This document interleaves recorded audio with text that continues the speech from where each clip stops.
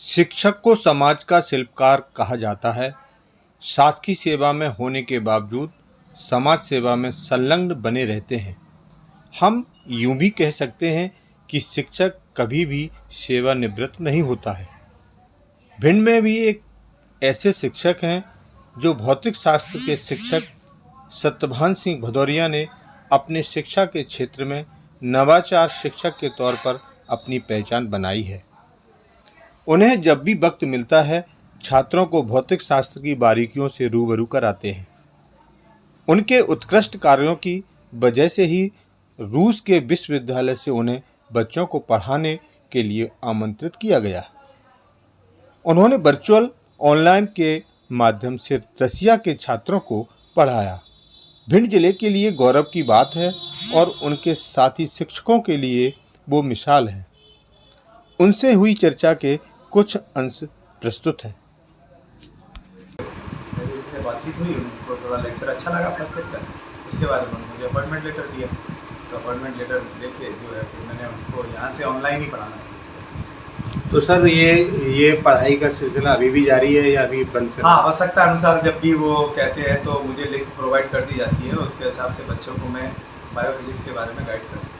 Sir आपके पास बहुत जिम्मेदारी है, जहाँ तक हमें पता है आप एक शासकीय शिक्षक भी हैं और जिला शिक्षा कार्यालय में आप एक पद पर पदस्थ हैं।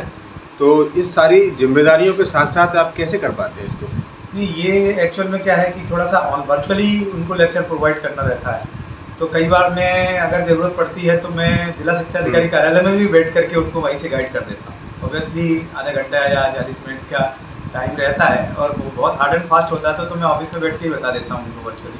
अदरवाइज़ मैं यहाँ घर पे बैठ करके लैपटॉप के माध्यम से उनको जो है यहीं से वर्चुअली बच्चों को गाइड कर देता हूँ। अच्छा, दूसरा ये है कि इसमें एक गवर्नमेंट फैकल्टी में भी इस प्रकार की रिक्वायरमेंट रहती है जी कि अगर फॉरेन में कहीं जाना होता है तो डिपार्टमेंटल परमिशन लेकर के इस प्रकार स्टडी के लिए जो है वो जाया जा सकता है, लेकिन उसके लिए विभाग परमिट करता है, विभाग से जाना रहता है।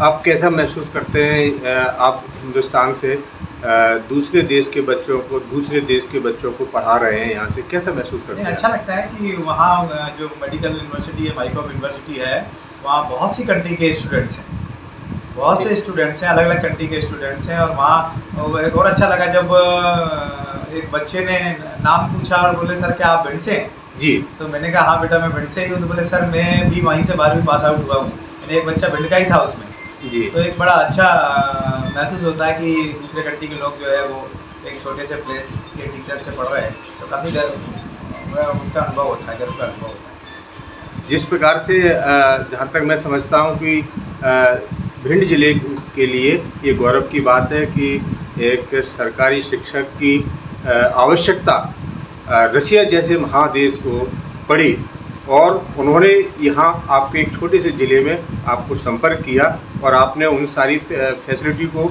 आपने प्रोवाइड कराया।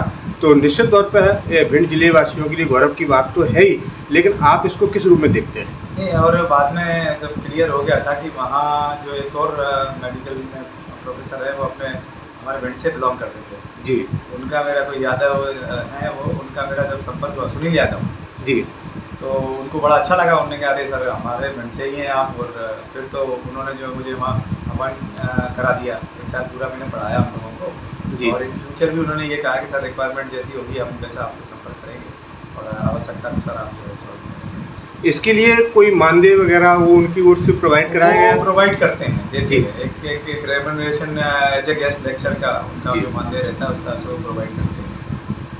आप अपने साथी शिक्षकों के लिए जो आपके ही पद पर कार्यरत हैं उन लोगों के लिए कोई संदेश, कोई सुझाव? मैं एक ही सुझाव अपने साथी शिक्षकों को केवल एक ही कहना चाहता हूँ कि जिस भी विषय को आप पढ़ा रहे हैं जी उसका विशेष अध्ययन करें, गहन अध्ययन आपको होना चाहिए।